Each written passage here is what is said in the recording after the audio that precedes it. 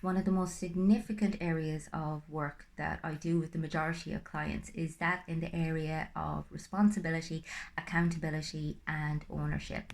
And oftentimes, when people hear those words, they assume that I'm referring to blame, and that couldn't be further from the truth. I mean, unfortunately, sometimes life is just extremely unfair and horrendous things happen to very innocent, good people. Then other times we have perhaps a part role to play in our own demise. We may be subconsciously self sabotaging, but no matter how it is that we got to a place that is causing us distress and dissatisfaction and unhappiness and pain, it is our responsibility to get ourselves out of there. And that's what I'm referring to. I mean, ultimately, we can spend our entire lives in a place of victimhood and feeling like as if life is happening to us and always pointing the finger and, blaming other people for where it is that we're at. However, we can go the other way. We can recognize that we are where we're at and that it's not necessarily our fault, or maybe completely not our fault. However, we can decide to exert agency and find out what it is that we need to do in order to be able to move forward and change the direction that we're going in. And that takes a lot of courage. It takes a lot of bravery and honesty and integrity. And oftentimes it's going to feel safer to stay in that victim place because, again, you're never going to be challenged and you can always hand over the responsibility to somebody else, or you can always just blame what happened in your life for the fact that you're not where you would like to be, or that you're not achieving what it is that you would like to achieve. But what you're doing there is you're basically giving away all of your power to another person or another circumstance. And that's what this is about. It's about empowerment. It's about recognizing that you are in control. You have the reins to your own life. You can write the chapters. And yes, bad things may happen again. This isn't a guarantee against them. However, the more you're able to pull yourself out of that place, the more resilient you become. And an awful lot of it is just about bringing yourself out of the story in your mind, out of the unfairness of it all, and the constructs and expectations you have for how things should be, or the life that you're entitled to because you've suffered, and bringing yourself into your heart and asking yourself, what do I need in this very moment to feel better or to feel okay? Do I need to connect? Do I need to go through a healing journey?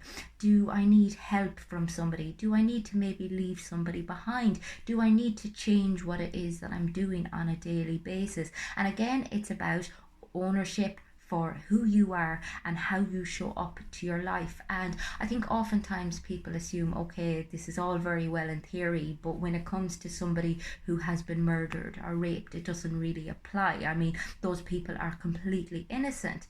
And yet I heard this fantastic podcast a couple of weeks ago. I think it was a guy called Fleet Mall or something, but he was basically talking about work that he has done in Rwanda with victims of genocide. And basically, these people have seen their families butchered in front of them, And what they have decided to do is to train as counselors to help other people to work in the trauma side of things so that they can use their experience to empower them and to help others through similar adversity. And that's exactly what it is that I'm talking about, because again, that's the pathway to healing. It's about taking your experience and giving it a sense of meaning and giving yourself a sense of purpose, giving yourself a potential fulfilling life, as opposed to as a staying in this place of, oh God, I just need to stay here. I need to protect myself from everything and everyone, and I need to stay in this victim place. And I hate the word victim. I feel sometimes, it's kind of such negative connotations with it, but it's hard to find another word, because indeed I recognize myself when I talk about this. Oftentimes I would have been very much in this poor me place. We do tend to become very self-centered. We do tend to be very focused on how tough things are, and it's only by coming out of that and trying to become less egocentric and more people centric, recognizing that we have all of these gifts and talents within us that will empower us if we manage to find a modality to use them, and if we manage to come out of our own heads, come out of the story, come out of the expectations, the disappointments, the sadness, and into what can I do proactively? How can I show up for myself? How can I get my needs met? How can I then, help other people? How can I stay connected to myself and to other people? How can I live my truth? How can I move out of this you made me feel like to, okay, I feel like, so it is up to me